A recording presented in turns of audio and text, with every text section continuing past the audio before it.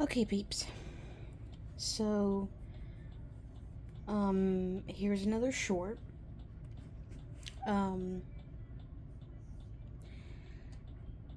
for my YouTube channel, I'm gonna be, um, I'm gonna try and do my own podcast, and I'm also gonna, um, be playing along with, like, Stash Club um, and, like, finding some games to play along with. Um, Also, I might be doing um, some crochet videos and stuff like that. So for for now, you are just gonna come along with me as I listen to music, and not only that, but crochet as well.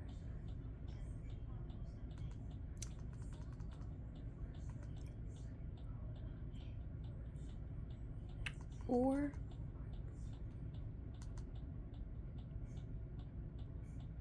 I'm gonna listen to the Wrestling is Cool podcast.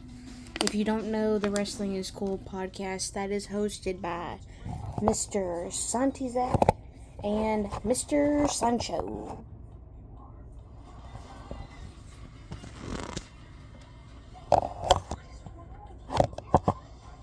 So, come. Ladies and gentlemen, welcome to another episode of the Wrestling is. And as they talk, I'm also going to be giving some of my feedback because, we have Survivor Series, Money in the Bank, all that's coming up. Who do I think is going to win Money in the Bank? That depends.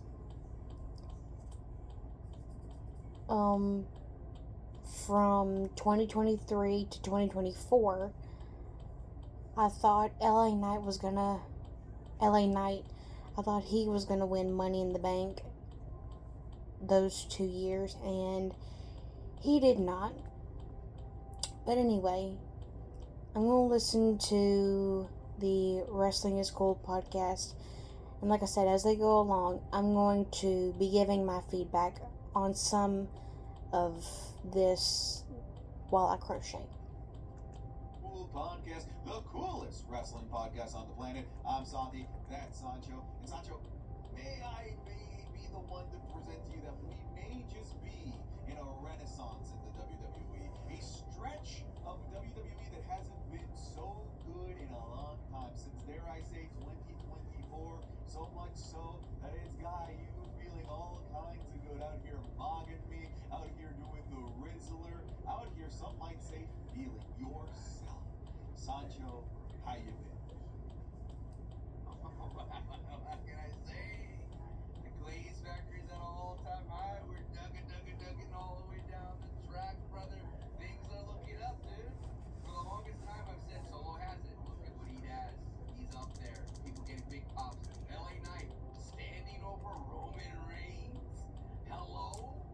Reversing. Ooh, okay. For those of you who missed it, LA Knight was standing over the top of Roman Reigns.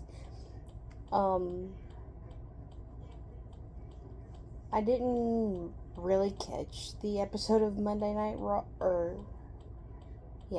I didn't really catch the episode of Monday Night Raw because I don't have a subscription to Netflix. But, yeah, LA Knight was standing over the top of Roman Reigns. That's...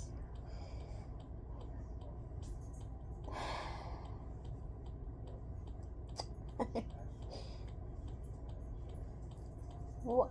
Okay, so do I think LA Knight is going to win a world title? Maybe. I mean, we'll just have to see. If he, ooh, if he is lucky enough to win a qualifying match um, for Money in the Bank, and if, it's a very big if LA Knight wins Money in the Bank this year, then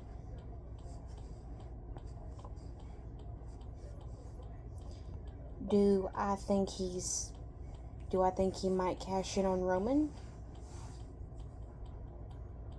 Maybe. We'll just have to see.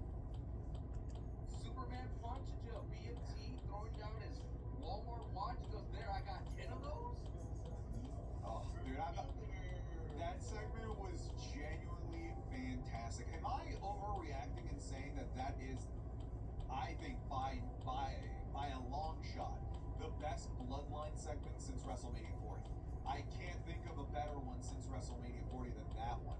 That gave me vibes of those Bloodline segments that kind of became the norm of Friday Night SmackDown from 2021 to 2024. You know, it feels like an era like long gone, you know, a previous generation before. And it just feels so nice to be able to celebrate a good Bloodline segment, to be excited about new names in the main event scene like Solo Sikoa and LA Knight. And for you, I'm sure it's got to feel like $1,000,000 to feel vindicated and to feel rewarded for your loyalty and your fandom to these guys. It's like, I'm that GameStop guy that told Diamond Hands, baby, I've been holding on for so long. And I've been ringing my bell. I've been screaming the names at the top of the mountains forever. But let's not, hey, still, it's a remake of Sami Zayn, right? It's a little bit truncated. Okay, I've got some thoughts here. Okay? First and foremost, Sancho, let's change the context here for a second to food. To food for a second. If you had, say, a delicious, succulent Chinese meal 2.5 years ago, would you be upset about getting another said succulent Chinese meal made the exact same way, cooked the exact same way, made the same tradition? Okay. I'm gonna pause.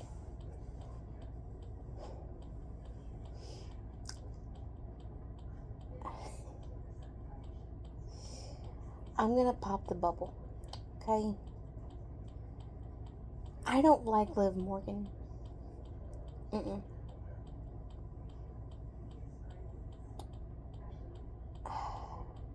I don't like Liv, and I don't like her world title reign.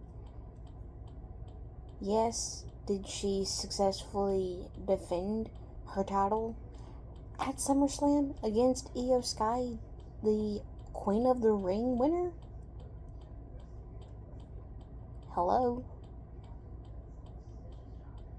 The last time that I seen Io get beat was WrestleMania 40 when she faced Bayley, when Io was still a heel.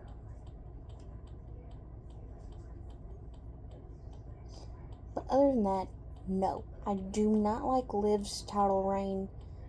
But I will give a good shout out to Raquel Rodriguez.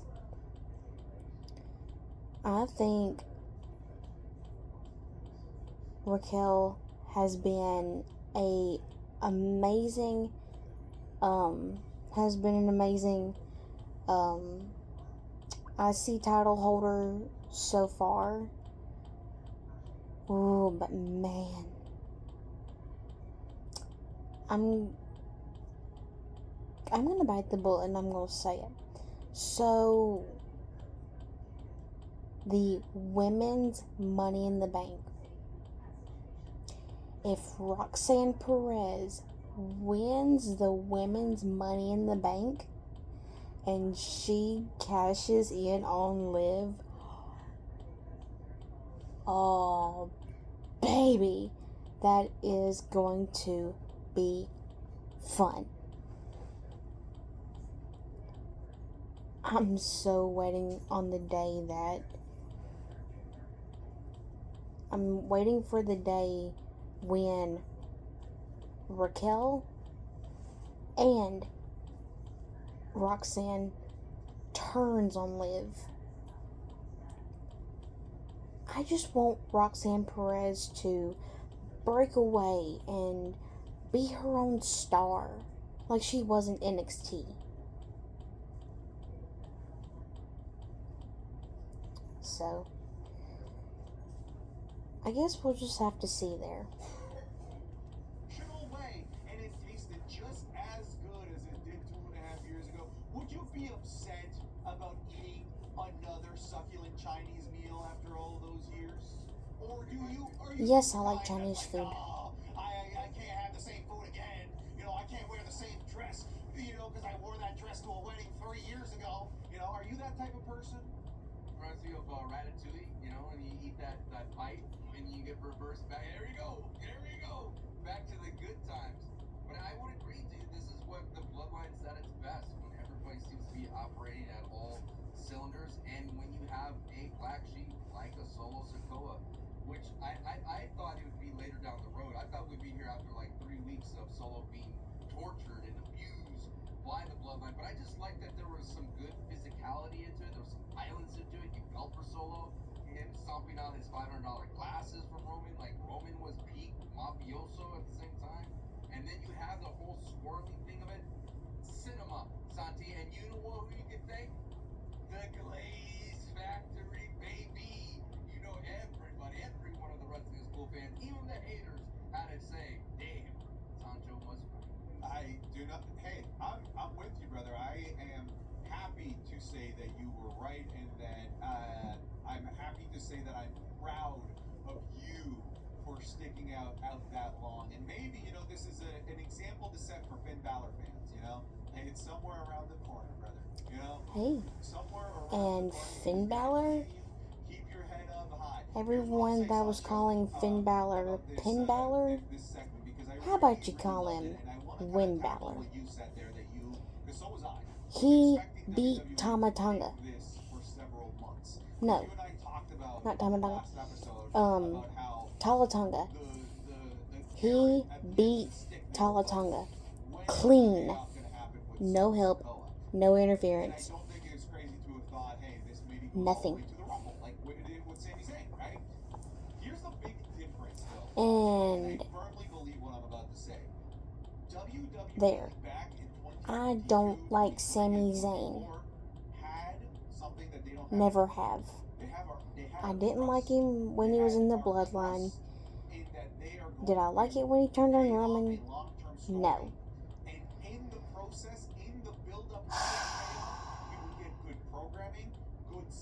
Did I like it when he was with Kevin Owens?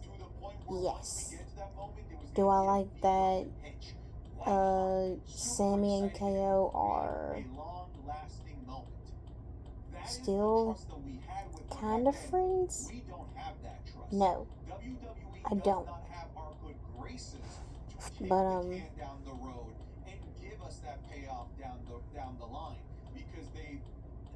we'll see. But I do not. I am a very anti Sami Zayn fan. I don't like him. Not really actually long-term storytelling, it's just delayed gratification, which is a different thing. It is a different thing compared to, having a storyline pay off somewhere down the line. That is not delayed gratification. That is built up gratification. Plus, I hope Kevin Owens takes that title from CM Punk. Not that CM Punk, of course, hasn't been a good champion. He's been a fantastic champion. Shoot, he was a fantastic champion when he had the World Heavyweight Championship. So, I feel like they felt the pressure that they need to deliver on that payoff sooner rather than later and regain our trust. Because think about all the things that they. And yes, the WWE has really lost everybody's trust.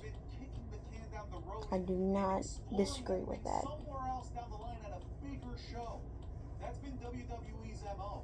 We're saving this to Mania. We're saving this to SummerSlam. And I think they realize, especially in the build-up to the last Mania, to the last SummerSlam, that strategy of delayed gratification has led to poor programming. It's led to, even more worse than all, Yes. poor ticket sales. I think that SummerSlam was a wake-up call.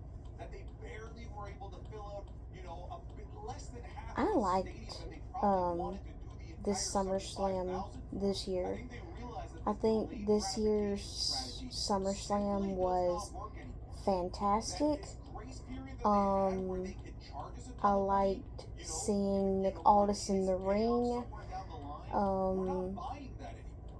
Because even they though he don't did have tap our out to trust Gunther. anymore.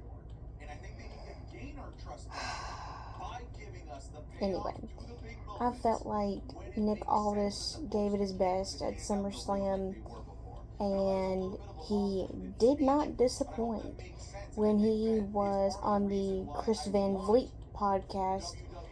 WWE to pay off He got storylines very faster, emotional. because I just He don't have was any worried trust about, in their ability to pay off storylines in 4, 5, 6, 7, he 8 was months anymore. worried about I think what not delivering and all that stuff. But Nick Aldis delivered. I never really got to see any of his work in TNA or anything. But I'm pretty sure when he was Magnus,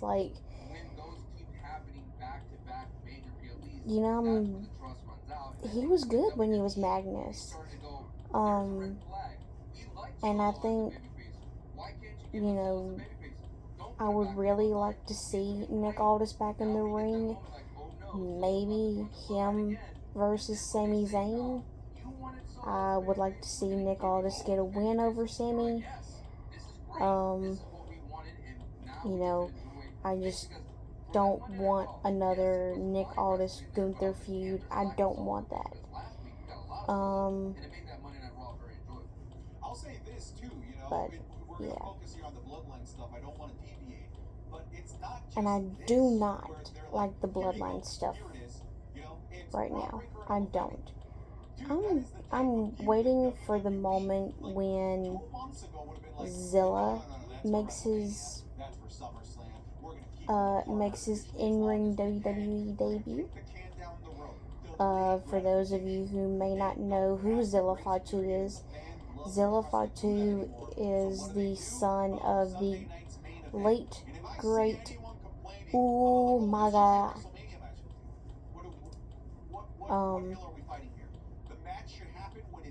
So Zilla Fatu is the son of the late, great former Umaga.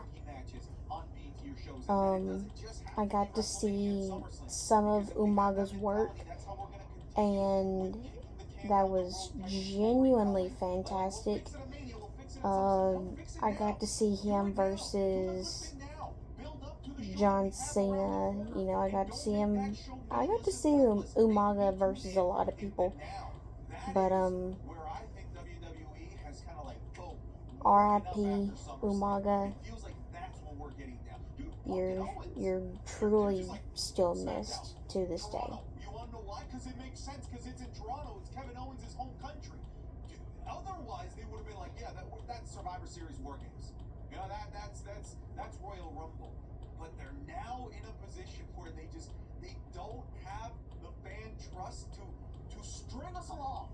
You'll buy everything because we're WWE and you love the stars. No, now they need to earn our ticket sales. They need to earn our eyeballs. And they're doing it, dude. I'm going to end this video here, and I'll be making some more content, so be on the lookout. And if you have any